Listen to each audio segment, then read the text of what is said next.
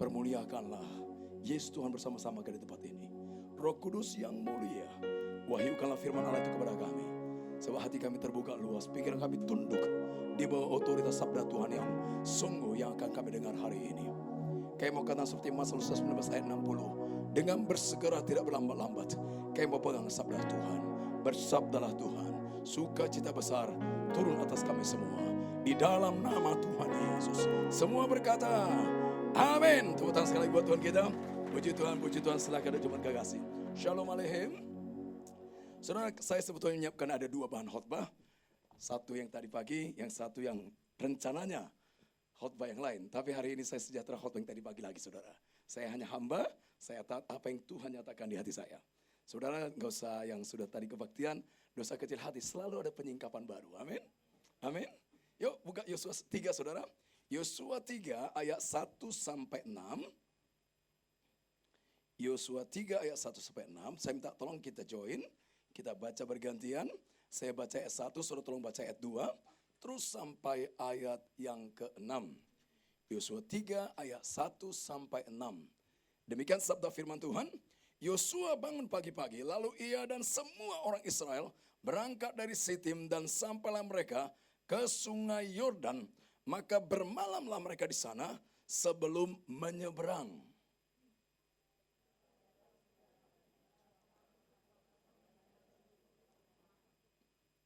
Dan berperintah kepada bangsa itu katanya, segera sesudah kamu melihat tabut perjanjian Tuhan Allahmu yang diangkat para imam yang memang suku Lewi, maka kamu juga berangkat dari tempatmu dan mengikutinya.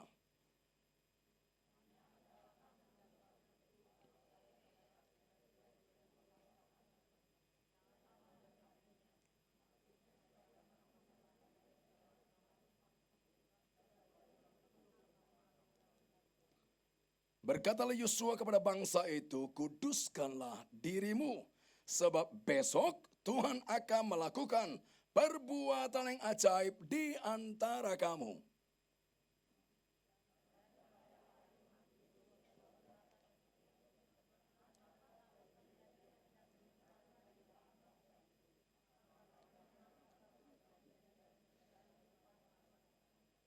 Ya, saudara coba lihat ayat 5 sebentar, saya baca ulang ayat 5. Berkatalah Yosua kepada bangsa itu dengan kalimat lain, berfirmanlah Tuhan lewat hambanya itu kepada bangsa itu, kepada umatnya. Dan ini relevan buat kita semua juga. Dan Tuhan kata demikian, besok dikatakan kuduskan dirimu sebab besok Tuhan akan melakukan perbuatan yang ajaib di antara kamu. Tema kita, besok Tuhan akan melakukan perbuatan ajaib di antara kamu. Besok Tuhan akan melakukan perbuatan ajaib. Izinkan kita coba lihat sebentar konteks firman Tuhan ini. Saudara kasih Tuhan, dalam bagian firman Tuhan ini, bangsa ini sudah melalui perjalanan sekitar 40 tahun bersama Tuhan. Masa lewat padang gurun sudah, dan terjadi estafeta kepemimpinan. Dari namanya seorang yang namanya Musa, diganti oleh siapa? Yosua. Dan ketika mereka sedang menjadi perjalanan mereka untuk ke masa depan, untuk mengalami kemuliaan besar yang namanya Kanaan. Kanaan itu bukan sekedar kelimpahan secara finansial, kelimpahan secara kebutuhan hidup sehari-hari. Tapi bicara Kanaan, itulah kemuliaan Tuhan yang besar. Saudara kasih Tuhan, tetapi ketika dalam kitab suci yang kita kenal tadi, kalau kita baca ayat ini, waktu mereka berjalan ke masa depan, jumlah mereka sekitar 3 juta orang. Tiba-tiba ketika mereka sedang mencari ke masa depan mereka, untuk menikmati kemuliaan Tuhan yang besar di depan sana, untuk mengalami penggenapan janji Tuhan yang besar itu, tiba-tiba langkah mereka dihentikan yang nampaknya begitu mustahil. Saudara ingat tadi ada gambaran apa? Posisi seperti apa mereka? Mereka dihentikan di namanya di depan sungai Yordan. Kalau saudara baca kitab suci, ditulis dalam kitab Yeskel, Yesaya, bahwa ketika itu konteks saat ini digambarkan, posisi mereka ketika melangkah ke masa depan, sungai Yordan itu sedang meluap. Airnya coklat tua, gelap, nggak tentu. Ada apa di balik itu ya? Dan bagaimana hari esok mereka? Nampaknya langkah mereka dihentikan. Dan saudara lihat tadi ayat 1, ayat 2 katakan, sampai mereka terhenti 3 hari. Dan sebagian di antara mereka jangan-jangan ada yang begitu termanggu-manggu. Nggak tahu apa yang terjadi di balik air yang gelap ini. Dan kata ayat 3 tadi memang itu perjalanan yang mereka belum pernah lalui. Kayak mana ya di depan sana ya? Situasi seperti apa ya? Lalu ada seorang hamba Tuhan yang namanya Yosua mencari wajah Tuhan dan menangkap isi hati Tuhan. Dia dikatakan situasi namanya stuck, terhenti, yang nampaknya mustahil dilewati, kegelapan pekat tentang hari esok yang gak jelas, pesannya begitu jelas. Dikatakan begini, coba perhatikan sekali lagi ayat tadi, firman Tuhan bilang apa? Besok Tuhan akan lakukan perbuatan ajaib. Implikasi buat kita coba perhatikan. Saya nggak kenal Bapak Ibu dengan baik, 1-2 orang kita pernah ketemu, tapi saya tidak kenal dengan baik. Saya nggak tahu apakah kita sedang menjalani perjalanan, kita pernah punya impian-impian besar. Hal-hal yang besar, mungkin itu tentang keluarga kita, mungkin tentang bisnis kita, mungkin tentang masalah spiritual kita, yang mau terus melaju dan bergerak maju, menuai tetap terus melaju. Mungkin itu masalah anak kita. Nampaknya kita nggak bisa melaju lagi. Ada situasi nampaknya begitu sangat berisiko besar, ada nampaknya situasi yang begitu nampaknya begitu gelap, tidak tentu. Akhirnya kita terhenti. Berapa banyak kita saat ini nampaknya termanggu-manggu. Kadang-kadang yang menghentikan kita bukan situasi yang nampaknya gelap yang tidak tentu arah, yang memang belum pernah kita jalani. Tapi bisa saja yang menghentikan kita itu rutinitas yang memang siap membunuh kita. Ngerti maksud saya? Tahun 86 saya bertemu satu gereja dan mengalami revival besar. 86, 87, 88 gereja terus maju. 1.000 jemaat, 2.000, 3.000, 14.000. Itu tahun 2002-an. Tapi tiba-tiba terjadi stuck dalam rutinitas ibadah. Langsung tiba-tiba turun stuck. Sang gembala termanggu-manggu. Apa yang harus dibuat lagi? Para pengerja juga bingung. Apa yang dibuat lagi? Kadang-kadang saudara bukan badai besar yang menghentikan laju kita. Bukan situasi yang tidak tentu arah, krisis yang begitu datang. Gak perlu saudara undang dia datang, dia pasti datang. Betul ya? Belum mengalami. Doakan aja waktu dekat supaya mengalami. Enggak usah didoakan ya. Karena gak didoakan pun dia datang kok. Dan dia kadang-kadang tidak kulonun. Tahu kulonun itu bahasa apa ya? Perancis kayaknya. Surga Sabtu dia tidak permisi dulu, dia datang tiba-tiba. Tapi kadang-kadang bukan peristiwa yang badai, gelombang, situasi tidak tentu. Tapi kadang-kadang rutinitas. Saudara kalau pernah kenal jemaat Efesus, itu jemaat yang begitu sangat punya pengaruh besar tadinya. Itu ada di Turki sana. Yang menghancurkan mereka bukan kekuatan yang namanya kekerasan dari orang lain. Tapi rutinitas. Dan sekarang jejaknya nggak ada lagi bekasnya. Kalau saudara kenal jemaat yang namanya dalam kitab suci namanya jemaat Laodikia. Laodikia itu singkatannya dari Laodikia. Saudara kesempatan jemaat itu pernah begitu excited. Begitu melaju. Hidup pribadi mereka, keluarga mereka, jemaat mereka melaju. Tapi karena rutinitas, akhirnya stuck. Termanggu-manggu gak tahu untuk arah. Saya nggak tahu persis bagaimana kondisi kita sekarang. Karena anugerah Tuhan saya sudah ke banyak tempat, keliling. 40 tahun perjalanan pelayanan saya ke banyak kota, ke banyak bangsa, ke banyak gereja, ke banyak situasi. Dan saya melihat, ya akhirnya kok stuck. Akhirnya kok terhenti. Halo? Berapa banyak kita punya mimpi-mimpi kok gak kesampaian akhirnya. Kita masih punya mimpi-mimpi, kita punya harapan-harapan. Dan kita tahu janji-janji Tuhan yang besar yang pasti akan digenapi. Tapi kita terhenti, tidak menikmati kemuliaan itu besar. Tapi dengarkan saudara kesabtuan apapun keadaannya, apapun situasinya. Mungkin apanya kita terhenti, tapi ada pesan Tuhan hari ini kepada kita. Pesannya apa? Besok Tuhan akan melakukan perbuatan ajaib di antara kita. Wow, kayaknya saudara biasa-biasa aja mimiknya ya. Halo? Dari mulut bibir Allah yang suci itu hanya ada keluar kesucian. Absolutely. Dari mulut Tuhan yang benar itu hanya keluar mutlak kebenaran. Dari mulut Allah yang mulia yang adalah Allah yang satu-satunya punya otoritas besar. Maka setiap perkataannya pasti digenapi. Dan ketika dia berkata besok. Really, besok. Tuhan akan melakukan perbuatan ajaib bagi kita. Harusnya kita berkata begini. Hore, yes, amin. Betul nggak? Mana begitu?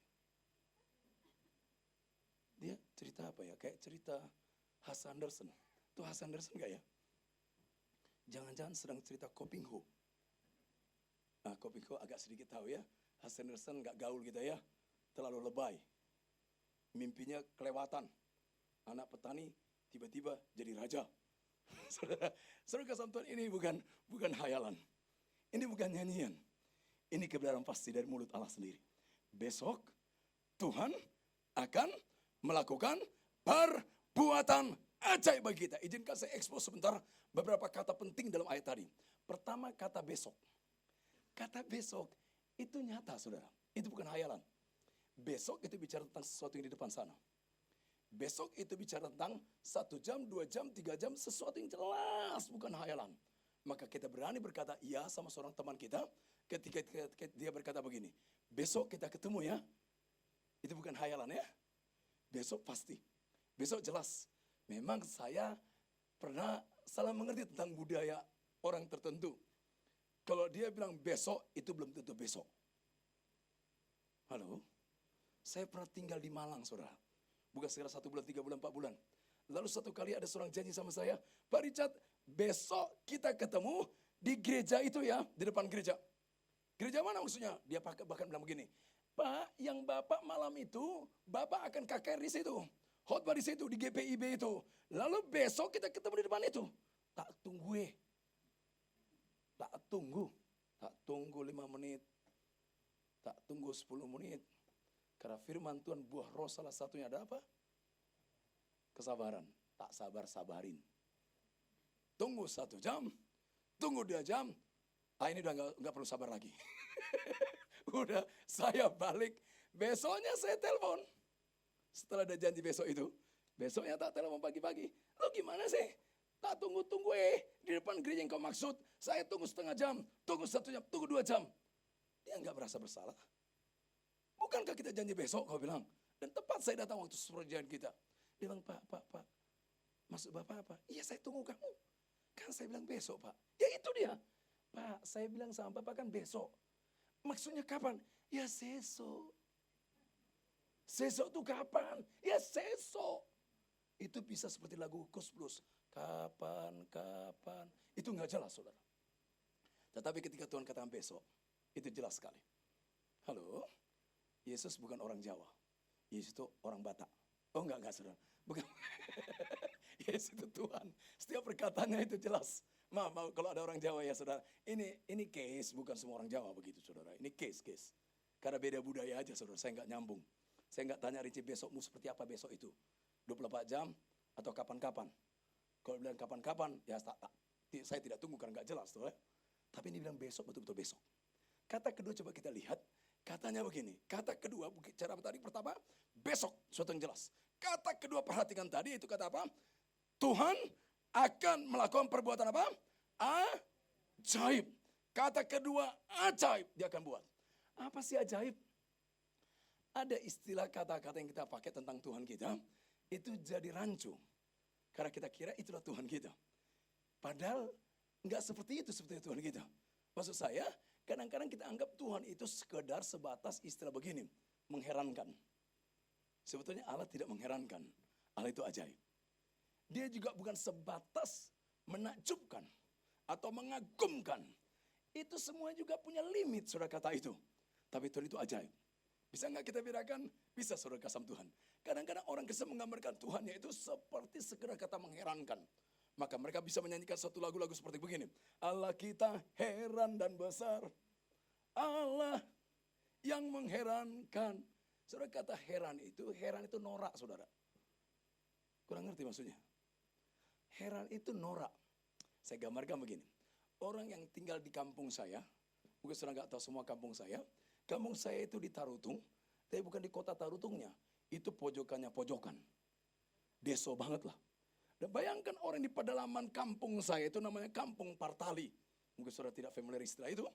Kampung itu, tahu-tahu dia diinapkan di sekitar hotel, di sekitar Bundaran HI. Apa yang terjadi saudara?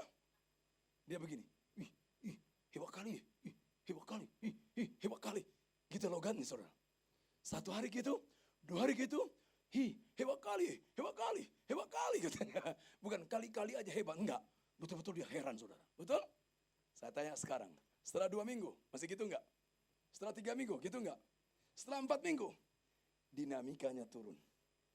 Kualitasnya turun saudara. Rasa herannya. Jadi biasa. Lama-lama dia bilang gini, bete kali pun di Jakarta. Tahu bete enggak? Saudara, bete kali Jakarta. Enak di kampungku. Aku pulang aja. Di sana masih kulihat babi jalan-jalan. Kulihat burung lewat. Kulihat nostalgia masa lalu lagi. Kehilangan hal-hal yang nampaknya begitu mengherankan. Itu namanya norak. Ada limitnya. Kadang-kadang orang Kristen hanya sebatas itu berjalan sama Tuhan. Waktu perjalanan pertama-tama mengalami Tuhan, mengalami mujizat Tuhan, mengalami hadirat Tuhan, dia kata, wow, setelah seminggu, setelah sebulan, setelah 2 bulan, mungkin 3 bulan, mungkin 4 bulan, mungkin setahun, mungkin 2 bulan. Akhirnya stuck. Biasa-biasa aja. Bahkan senang nostalgia. Enak kayak dulu ya. Enak kayak dulu ya. Halo? Nggak jelas ya khotbahnya ya. Itu heran saudara. Baca kitab suci nggak takjub lagi. Baca kitab suci rutinitas. Ngerumpi lebih enak bisa 1 jam. Baca kitab suci malah pakai ayat roh yang penuh dan yang lemah. Nggak ada sesuatu yang menakjubkan. Menikmati hadirannya setengah jam. 1 jam menyembah dia. I will worship you. I will worship you. Dulu begitu menikmati hadirannya. Menikmati kemuliaannya. Wow. Tapi lama-lama. Setengah jam pun kelamaan. Nyeksa nih. Halo. Dulu baca kitab suci bisa 4 pasal 1 hari. Sekarang 1 pasal kayak cari pasal. Cari masalah kayaknya. Berapa banyak orang Kristen seperti itu? Kehilangan saudara. Halo? Itu Tuhan itu bukan mengherankan. Kata kedua yang kadang-kadang kita salah. Kata itu untuk Allah kita. Sekedar kata kagum. Setelah sekedar kata takjub. Itu juga punya limit. Biasanya kata kagum, kata takjub, itu untuk suatu penemuan-penemuan baru. Saudara masih ingat nggak kita awal-awal tahun 90, kita kagum sekali, kita punya HP. Enggak punya HP saudara dulu ya. Baru tahun 2015 sekali ya. Saya punya HP pertama kali itu awal 2005.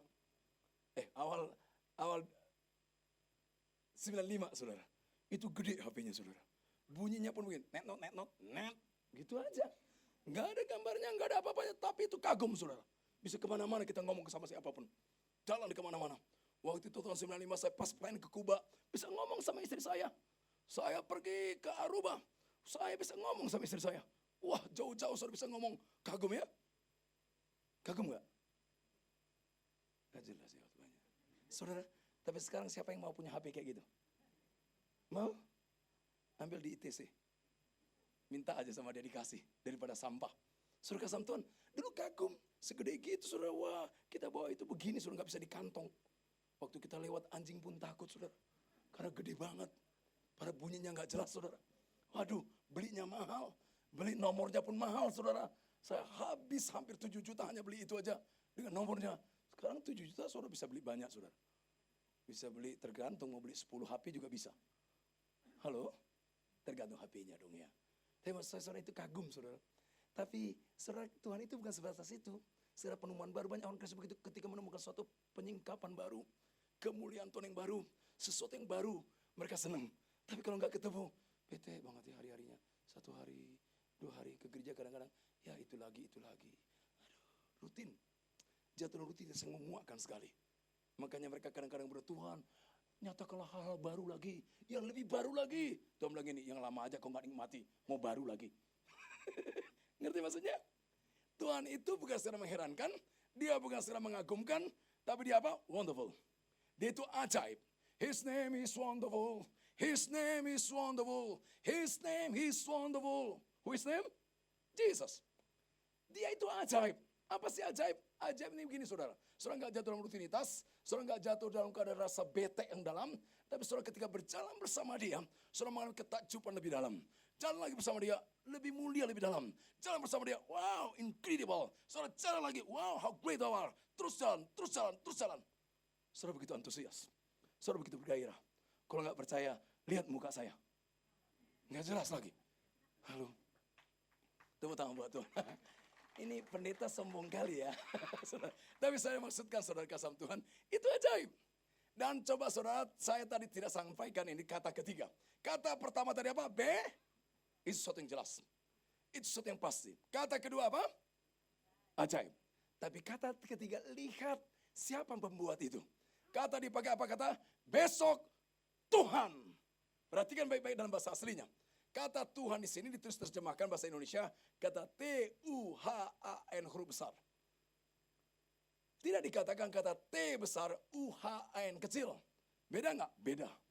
Kata Tuhan besar, kata Tuhan T-nya aja besar, yang huruf kecil, itu bisa saja bicara tentang El Shaddai, Allah yang maha. Itu bisa saja bicara tentang Allah yang Adonai. Bisa saja Yehovah Jireh. Yang pasti kata Tuhan besar, T-nya aja besar sendirian, itu bicara salah satu atribut Tuhan. Tapi ketika sedang dia bicara tentang Tuhan huruf besar, itu bicara Yahweh. Allah yang begitu maha besar, Allah yang absolut transenden. Bukan tidak terhampiri karena dia misteri dan menyembuhkan diri, tapi karena kemahaannya. Maha besar, maha mulia, maha agung, maha pencipta, maha kreatif, maha kuasa, pokoknya semua kata maha. Tadi nyanyian kita mengakui itu. Dialah Alfa dan Omega. Alfa, dia yang awal. Kapan awalnya? Mengawali segala-galanya. Kapan awalnya? Dialah awal itu sendiri. Kapan awalnya? Dia kekal. Ujungnya apa? Omega. Kapan itu? Kekal. No limit. Dia pencipta seluruh semesta. No limit. Semesta itu apa? Bukan langit dan bumi sebetulnya bahasa aslinya. Kata langit dan bumi itu bicara hanya dua keterangan tempat. Langit dan bumi. Terbatas sekali terjemah Indonesia. Tapi kata dipakai dia pencipta seluruh semesta. Dia Alfa, Omega. Dia awal, dia akhir. Dia mengendalikan segala sesuatu. Dia Allah yang Yahweh yang begitu besar. Dia pencipta sedikitnya 140 miliar benda-benda galaksi. Salah satu benda galaksi namanya Milky Way, Bima Sakti yang jumlahnya sedikitnya 100 miliar benda-benda planet. Dan planet paling kecil namanya Bumi. Seolah-olah kecil ya, pada gede ya. Dan dia Alfa dan Omeganya. Dia pencipta sejarah. Dia penguasa sejarah. Dia bisa bergerak dalam sejarah. Dan terus bisa bergerak dalam bersejarah. Tapi dia pengendali semua sejarah seluruh maya pada. Dikatakan begini, aku Tuhan. Diterjemahkan dalam bahasa Keluaran 3:14. Apa itu Tuhan? Aku ada yang aku ada. Saya terjemahkan cepat saudara ya. Aku ada yang aku ada. Apa maksudnya? Aku ada yang aku ada. Itu Tuhan, itu Yahweh. Aku ada yang aku ada. Itu berarti begini. Aku sungguh ada. Dan karena memang aku ada, dia kekal. Oke? Tolong sepakat sama saya. Allah itu ada, memang ada dan telah ada dan selamanya ada dan tetap ada dan terus ada dan terus tetap ada. Allah ada bukan karena saudara ada dan jadi ada, membuat dia ada, jadi ada, sebagaimana dia ada maka dia ada. Tapi yang benar, ia adalah ada, telah ada, selamanya ada, tetap ada. Menjadikan semua kita jadi ada, dan dia tetap berada, dan dia telah ada, selamanya ada aja. Tapi really, dia memang ada. Dan ada bukan karena persetujuan kita, dia ada. Oke? Bukan karena persetujuan Abraham, Adam. Bukan karena sudah tradisi memang kita katakan dia ada, maka dia ada. No. Dia memang ada kekal. Amin. Yang kedua kata dia Yahweh. Dia Yahweh. Aku ada yang aku ada. Berarti aku ada. Yang kedua. Aku ada yang aku ada. Itu berarti apa?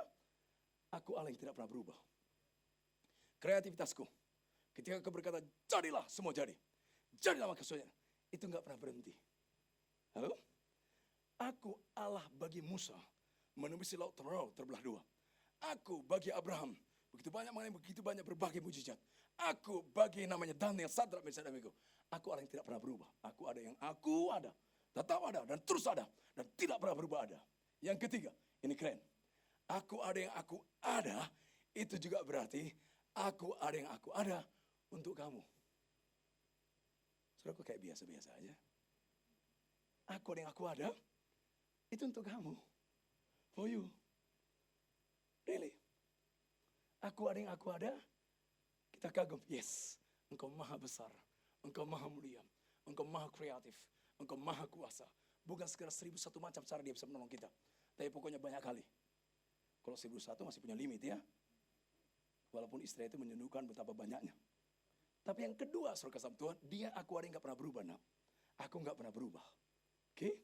Yang ketiga, aku ada itu untuk kamu. Iya, saudara kayak biasa aja ya. Boleh gak saya tanya sebentar saudara? Betul Tuhan ada untuk saudara? Keren gak? Sekarang saya tanya saudara. Bayangkan saja tiba-tiba saudara ada orang kasih saudara hari ini 1 miliar. Keren gak? Mana lebih keren? Dikasih saudara 1 miliar atau Tuhan hadir dalam hidup saudara? Tapi kok mimik saudara kayak biasa aja. Coba dikasih 1 miliar, mukanya gimana? Tiba-tiba banyak perubahan. Ronanya berubah. Kedua, visinya berubah. Tadinya pulang dari tempat ini, langsung pulang ke rumah, tapi langsung dituntun ke tempat lain. Mau belanja dulu. Apalagi saudara kalau di sini ada 5 orang satu keluarga. 5 M. Saudara kayaknya nggak ngerti uang. Rohani sekali sih saudara, jadi kurang pas. Ilustrasi saya kurang bagus. Tapi maksud saya kadang-kadang kalau namanya uang, kepeng, jauh lebih real keberadaannya. Dan mengubahkan.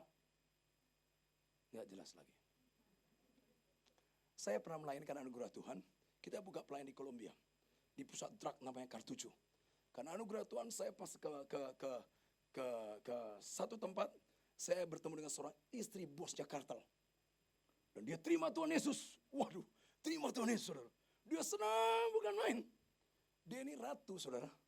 Tapi ratu dukun juga sekaligus. Dia ratu jelek, saudara, maaf. Secantik-cantiknya dukun tetap jelek. Karena muka hantu. Jadi kalau saudara pakai susu kelihatan cantik, pasti hantu.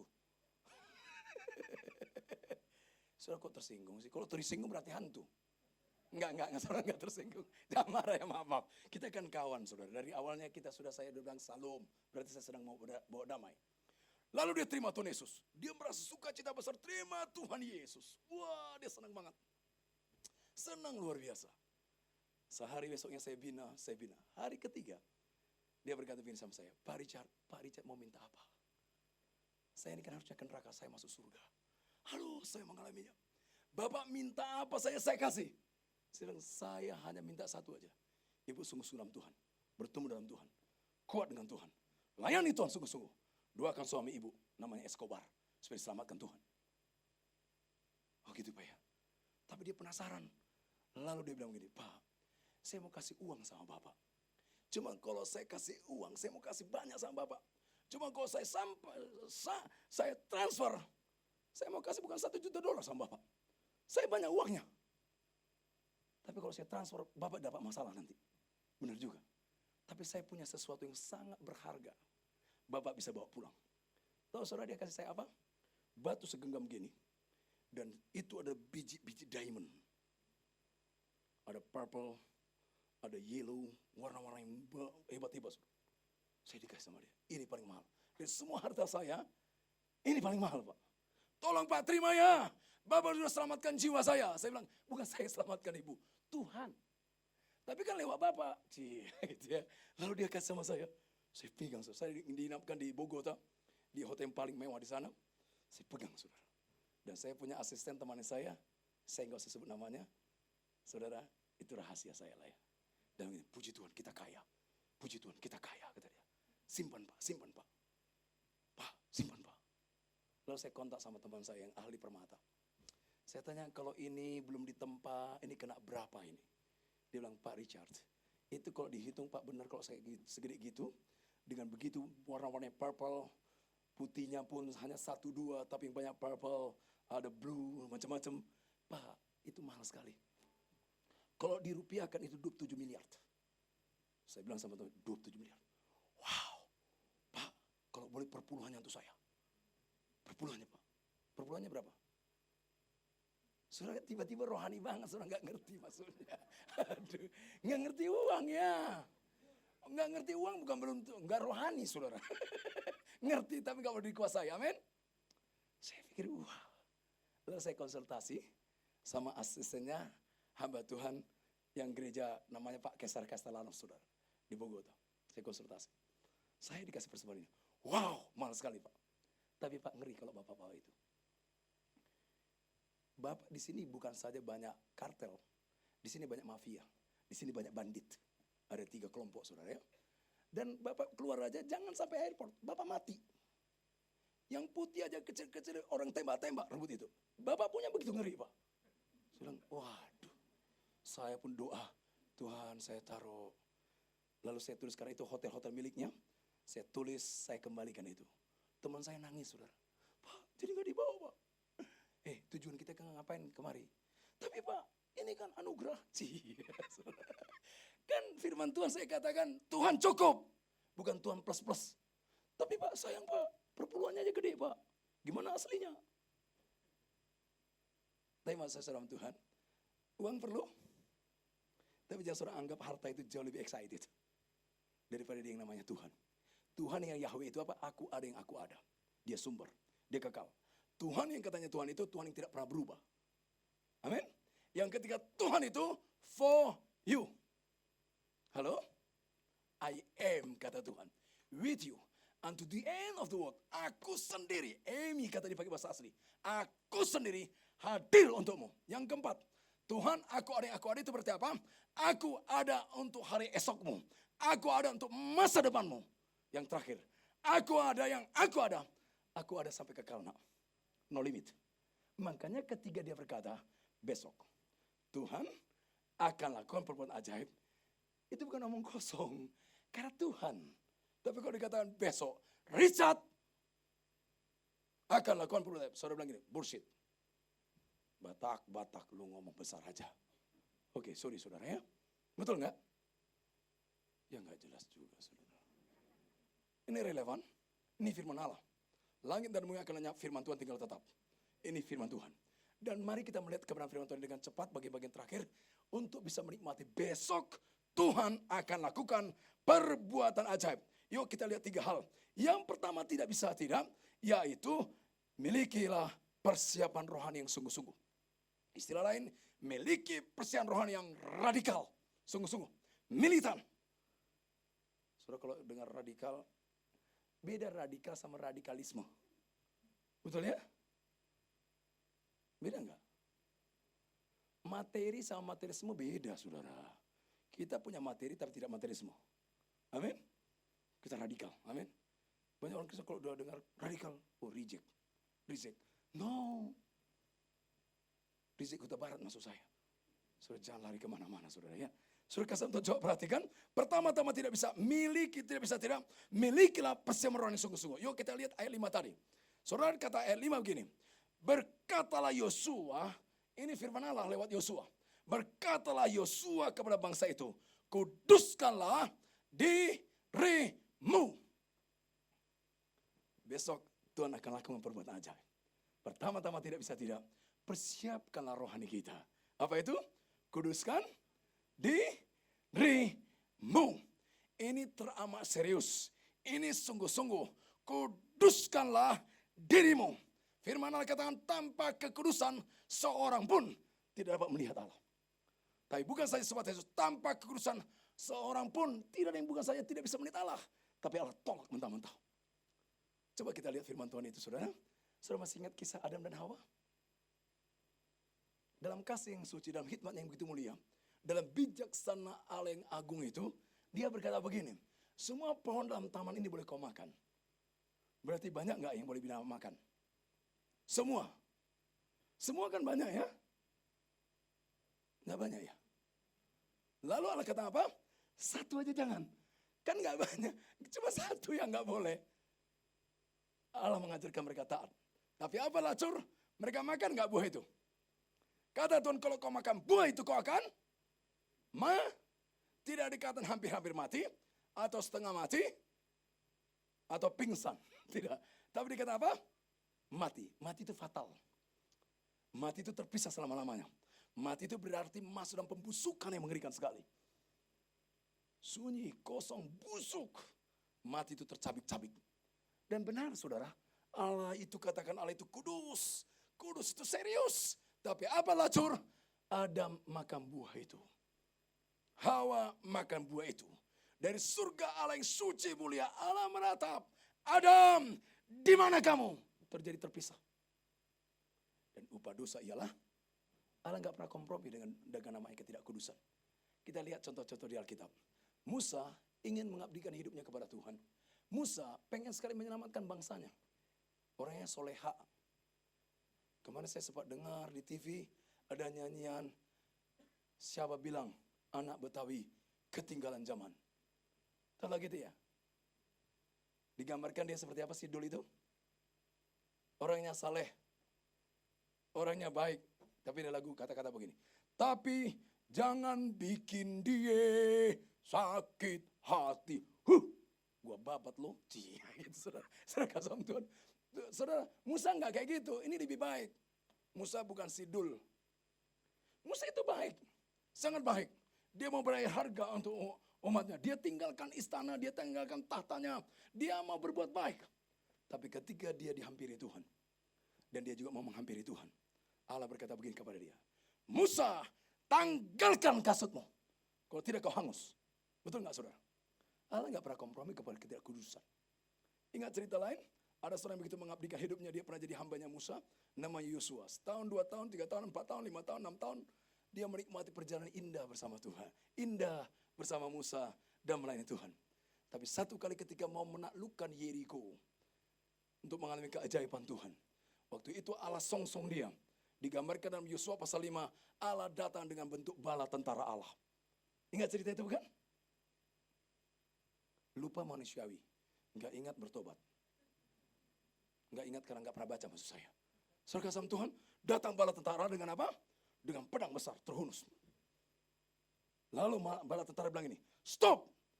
Tiba-tiba Musa itu pede banget loh saudara. Musa tanya begini, kamu lawan atau kawan? Berarti berani Yosua ya? Yosua maksud saya. Tapi lagi-lagi diulang sama bala tentara ini, stop! Kalau enggak saya potong kamu. Tanggalkan kasut. Allah enggak pernah main-main dengan ketidakkudusan. Contoh lain, saudara ingat namanya Harun? Siapa itu? Imam besar. Imam zaman itu yang besar. Lalu dia punya anak Nadab. Dan lupa saya satu lagi anaknya namanya. Ada ingat saudara? Siapa? Terima kasih ibu. Terima kasih. Kok ibu lebih hafal atau bapak tadi suaranya? Iya saudara. Ada 2 anaknya. Hari itu mereka ditabiskan jadi imam. Itu hari itu pagi itu mereka ditabiskan jadi imam. Tapi anaknya ini Nadab dan Abihu main-main jubah mereka kotor saudara. Hari itu Allah bakar mereka.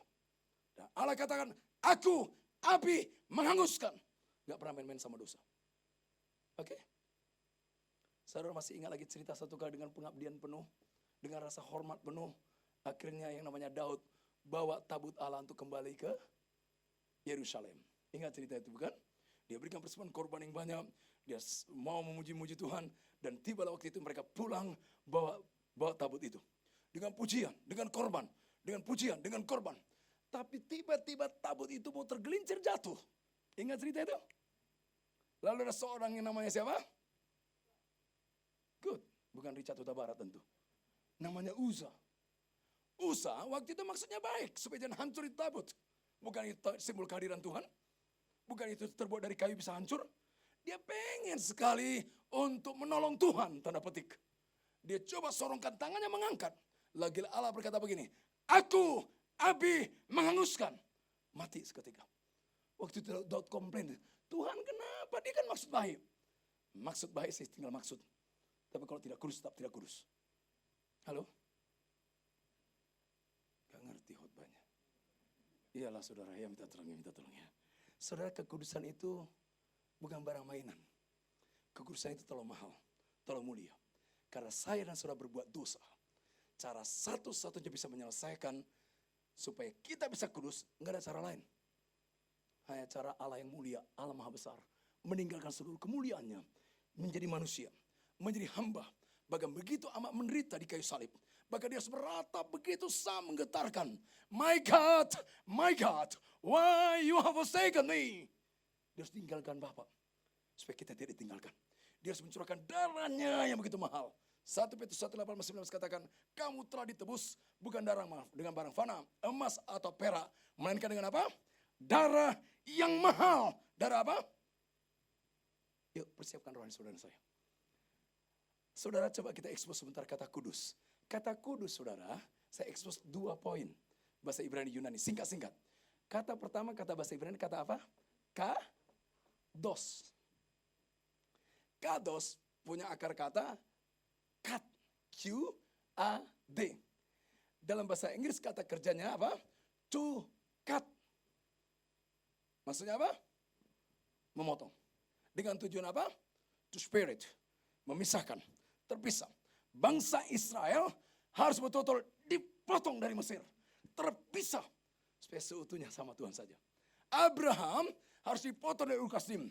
tempat berhala itu dipisahkan seutuhnya sama Tuhan.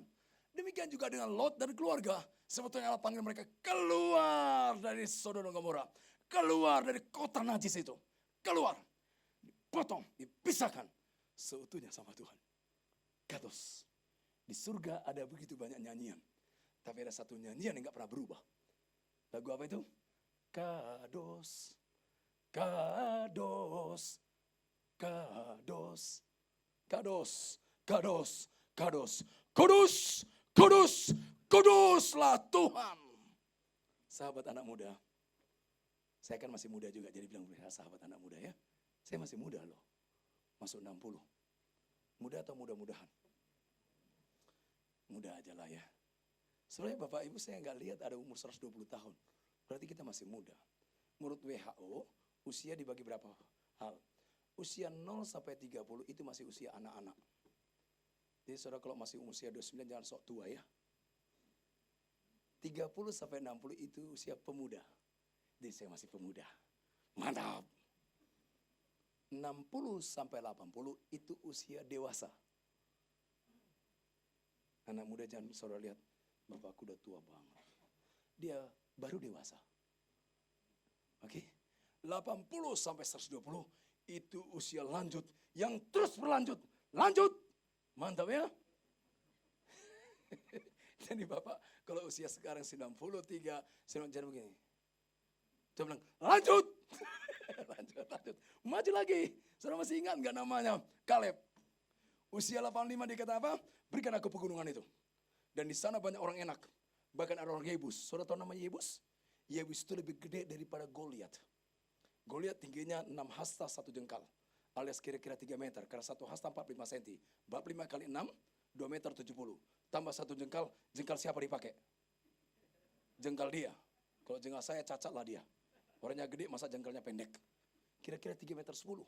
Orang Yebus itu 6 hasta 2 jengkal. Jari-jarinya 24. Maksudnya kisbai kita yang pingsan. Dan daerahnya itu berkubuh. Tapi saudara lihat firman Tuhan katakan, itu daerah-daerah yang dikatakan, berikan aku kita kata Kaleb. Usia 85. Dan dia akan menaklukkannya. Halo? Kita ini bangsa agdi kodrati. Bangsa supranatural. Karena kita adalah anak-anak Allah. Raja segala raja yang maha kuasa itu. Kita akan terus melaju. Oke? Cuman kata Tuhan, kuduskan dirimu. Halo. Kuduskan dirimu. Yang kedua, harapkanlah. Yang pertama bukan saja betul bagus, kuduskan dirimu. Kuduskan dirimu. Yang kedua, harapkanlah. Ketika Allah katakan besok aku Tuhan melakukan perbuatan ajaib di antaramu. Ini sungguh-sungguh dia ngomong. Dari mulut yang suci hanya keluar kesucian sekali lagi. Dari mulut yang benar hanya keluar kebenaran. Dari mulut yang maha kuasa terjadi masa penggenapan. Ketika Tuhan katakan besok nak. Apakah itu masalah anak-anak kita, cucu kita? Apakah itu masalah bisnis kita? Apakah masalah kesehatan kita? Apakah masalah kehidupan rohani kita? Nampaknya stuck. Tuhan kata nak besok.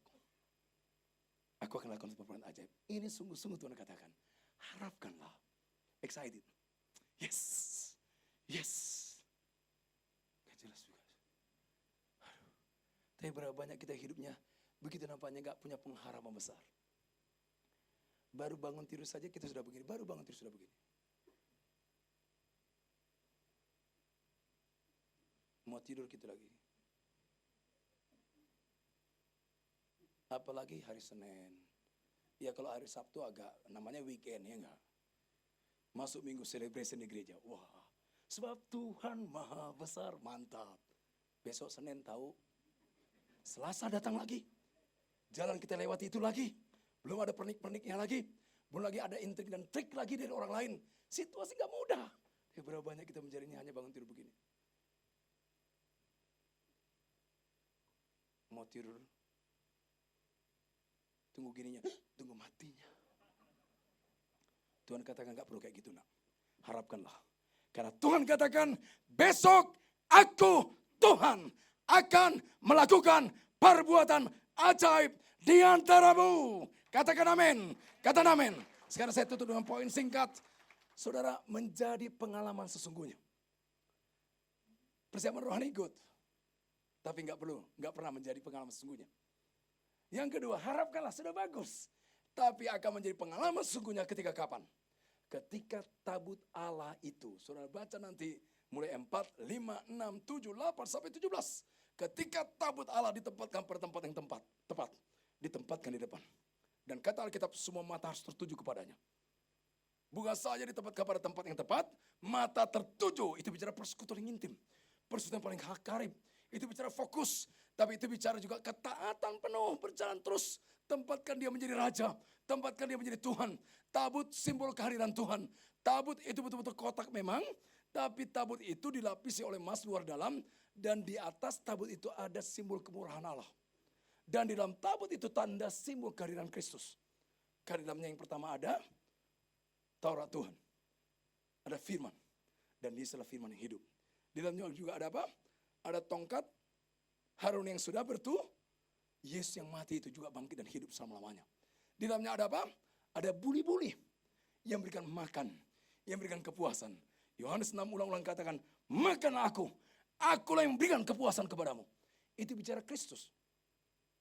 Ketika tabut, ketika Kristus yang adalah Raja mulia, yang adalah Yahweh, yang adalah Krios, yang adalah Tuhan semesta alam, Tuhan Maha Besar, ditempatkan di depan. Menjadi pusat pandangan kita. Bahkan bukan saya ditempatkan di depan. Katanya apa? Yang namanya tabut ini ditaruh di sungai yang sedang meluap. Tolong saudara jangan fokus kita beralih. Karena ada badai, ada problem, ada masalah, mata kita teralih. Sama seperti Petrus. Sementara matanya tertuju kepada Kristus, dia tetap bisa berjalan terus di atas gelombang. Tapi ketika matanya mulai beralih. Halo? Apa yang terjadi? Tenggelam. Untung waktu itu dia teriak bahasa Inggris. Jadi gak sempat banyak minum air. Help, help. Coba bahasa Indonesia. Lama itu saudara. Help, sambil minum air pun. Help, help. Mantap ya. Siapa yang bilang dia bahasa Inggris ya? Tapi masa saudara Tuhan, fokuslah. Kadang-kadang ada badai datang, masalah datang, fitnah paling kecil datang. Ketika penyakit berat datang, fokus kita beralih. Pagi-pagi kita melihat masalah itu. Pagi-pagi kita meratapi masalah itu. Padahal kita berdoa. Siang-siang itu pokok diskusi yang paling hangat. Sore-sore itu lagi. Saudara, kita nggak menatap dia. Pada kata firman Tuhan dalam Mazmur 34 ayat 6. Kecaplah dan lihatlah betapa baiknya Tuhan itu. Jadikan jadi raja. Beribadah penuh pada dia, mengabdi penuh kepada dia. Bangun hubungan paling intim sama Tuhan. Erat dengan dia. Kadang-kadang saudara banyak orang lebih intim sama Ronaldo daripada sama Tuhan. Kalau sudah Real Madrid lawan Barcelona, menikmati hadiratnya sampai begitu dalam. 1 jam lewat, mantap. Tapi kalau udah baca kitab suci, roh penurut daging lemah. Baru baca kitab suci pada mulanya, langsung akhirnya. Sedih ya, sedih sekali. Alasannya masih terlalu muda, gak bisa fokus. Yang lain bilang alasannya terlalu tua, gak bisa fokus. Alasannya umurku 40, 45, lagi banyak tuntutan, gak bisa fokus. Alasan. Masalah hubungan karib sama Tuhan, bukan masalah kesempatan atau tidak. Itu masalah moral. Itu masalah hati dengan Allah. Tempatkan dia yang paling utama. Katakan amin. Tempatkan dia menjadi segala-galanya. Tempatkan dia menjadi gairah kita yang paling penting. Tempatkan dia menjadi kesenangan kita yang paling dalam. Dan jadikan dia menjadi raja kita. Katakan amin. Besok Tuhan akan melakukan perbuatan ajaib di antaramu. Katakan amin. Tepuk tangan bagi Tuhan kita. Mari kita bagi berdiri saudara kasih Tuhan. Terima kasih Tuhan.